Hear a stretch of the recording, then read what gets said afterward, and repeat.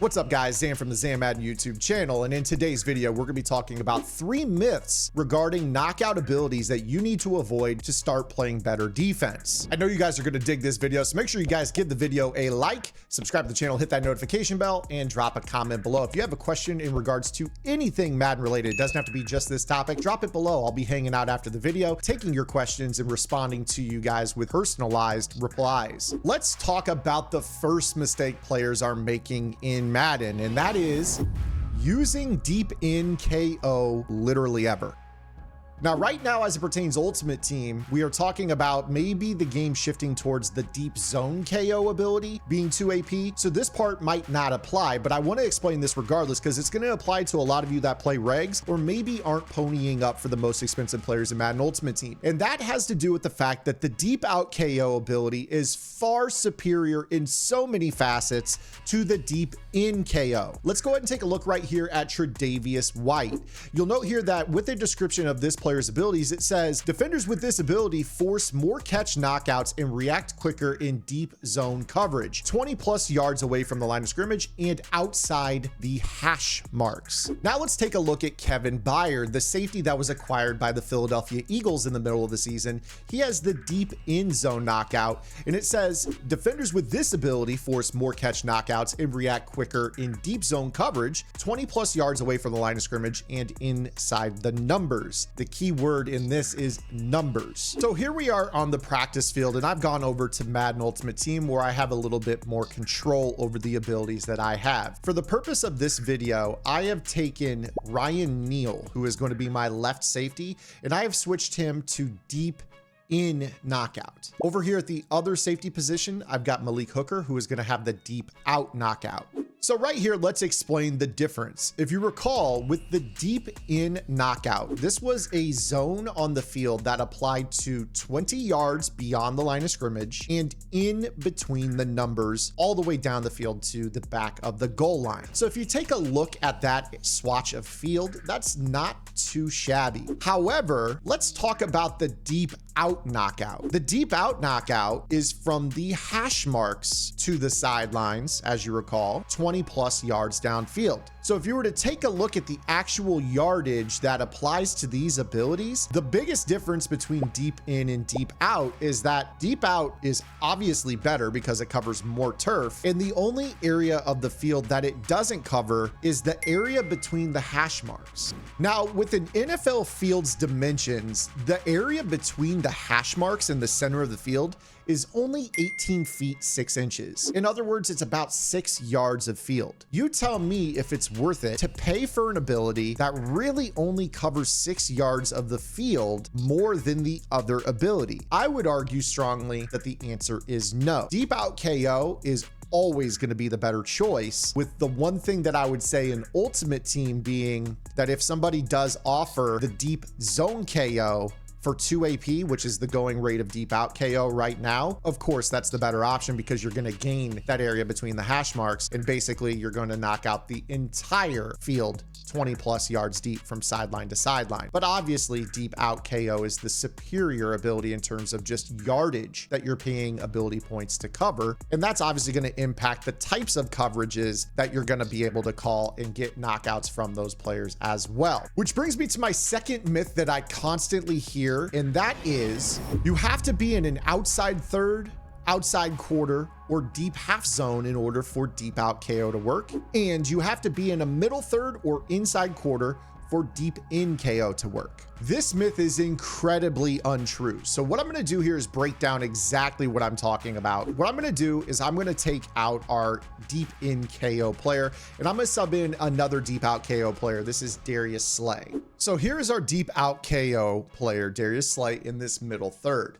What I'm going to do is I'm going to show you that with the deep out KO ability, he will be able to activate on a throw and make a breakup so long as it is landing outside of those hash marks. When I snap this ball, you're going to see right away that if I throw this freeform up and outside, you will see that that KO ability lit up despite the player being in a middle third. Again, we are in a middle third. We're sitting in between the hash marks. But again, the KO only matters if the ball in contact is made outside of the hash marks in that grid that is associated with the ability. Again, hash marks to sidelines with the deep out KO. Here's another way to test this myth. This time I'm going to run Darius Slay in a cloud flat, and I'm going to set my cloud flat to 30 yards, which is very, very popular. Again, with this being a cloud flat, you would think that deep out KO, you would have to be in a deep zone. The truth is, if you have a player that is making the contact 20 plus yards downfield and in the grid of the effective knockout range, it does not matter what actual zone assignment they're in as long as it is a zone assignment. So when I go to throw this, you will see that I can have him break on the ball. And you see right there, that was enough for him to actually just pick it off. But had he been out of position, the KO would have occurred. You can clearly see the ability works in that zone assignment, even though it's not a deep zone per se. Now, before we get into our third and final myth about knockout abilities in Madden, I want you guys to check out my strategy website, gridirongameplans.gg. We have been setting the zone coverage meta, or the most effective tactics available of defense, for years. Madden 24 being a zone coverage game, but even before that, in previous iterations of the game where man coverage ran rampant, we have always had an understanding of zone to help counter the most effective tactics on the offensive side of the ball. And I'd like you guys to go check out my big nickel over G game plan, where I have specific coverage cell setups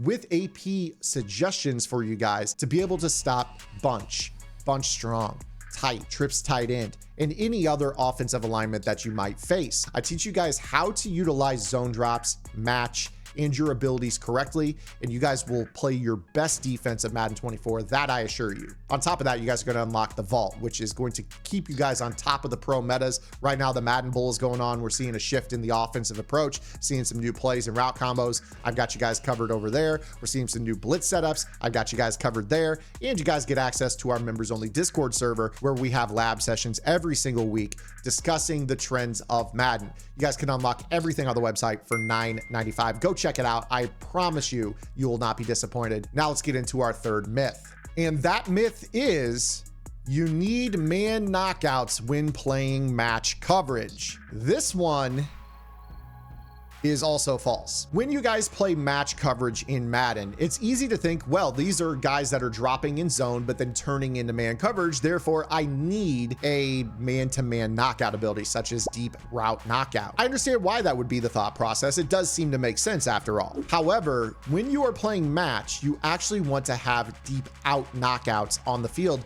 for your match zones. So let's go ahead and put this into practice. I'm going to run cover 4 quarters here, and we're just going to break down a simple route combination that you guys will face quite frequently, which is basically corner streak. So again, with this particular defense here, what we're going to notice is, again, I've got Ryan Neal up top. He's our deep in knockout player. Over here, I've got Darius Slay. He's a deep out knockout player. Let's start with Ryan Neal. Now he's in match, so that means he's going to be taking Flowers to the corner.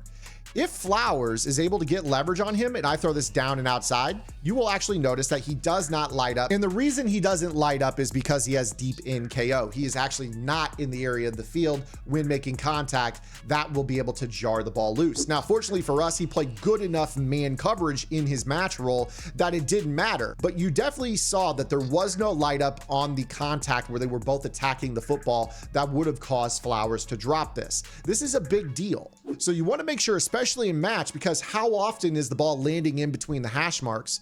You want to make sure in match that you actually have the deep out KO, because it's a big deal. You know, when somebody is throwing these corner routes, you want to be able to make them drop it. And that is where the deep out KO is going to help you guys out. Now let's pay attention over here on the right side of the field. I'm going to run the same corner streak combo, but this time we have a deep out KO on Malik Hooker. You're gonna see right here, I'm gonna try to throw this to our player on the sideline, and you see that he's got the light up ability because the ball is coming down in an area inside that grid. Now, again, the match coverage is picking this off because that's what match coverage does, but you see that this is very beneficial. Another area where this might be great is when you're dealing with crossing routes. Crossing routes are frequently routes in this game that do a good job of beating man to man. However, this being a zone knockout ability, you're gonna see how valuable this can be, because now we're in a spot where he can light up on that side of the field. Now, again, we're getting a lot of plays on ball, which again shows you match coverage is better than a lot of players think, but I want to give you guys an example where the knockout occurs in the match so you can actually see that it does work. So you see right there in that example, we had Kelsey win on a route across the middle. The player converted into match coverage, but because the contact was made outside the hash marks, you'll see that Slay, even though he's trailing in the man phase of match, the zone ability takes over and causes the knockout if he's able to contact him within a step or two of him catching the football. So you definitely want to make sure that you're running zone knockouts within match, in particular, the deep out zone KO. Again, there's just too much field that the deep out KO covers to justify ever running a deep in KO. I want to leave you guys with this. If you're worried about deep in KO, how many throws truly land in between the hash marks in Madden where you're not getting some sort of play on the football, whether it's an interception or a swat? I would be willing to live with the consequences of living without deep in KO, even if a player catches the ball once in a while on a post or a seam in that 6-yard sliver of field. It is just not worth it. Now, of course, when the deep zone KO comes out for the same price as the deep out KO, absolutely upgrade. There's no reason not to. But right now, these are the 3 things I see the community doing wrong when it comes to their zone KO setups. I hope this video helped you guys out. If it did, again, make sure you guys give it a thumbs up, subscribe to the channel, hit that notification bell. I'll be hanging out in the comments section below, looking for what you guys need to know about Madden 24. And as always, make sure you guys are checking out my strategy website, gridirongameplans.gg. We'll see you guys on Monday. Until then, this is Zan. Get in the lab and good luck.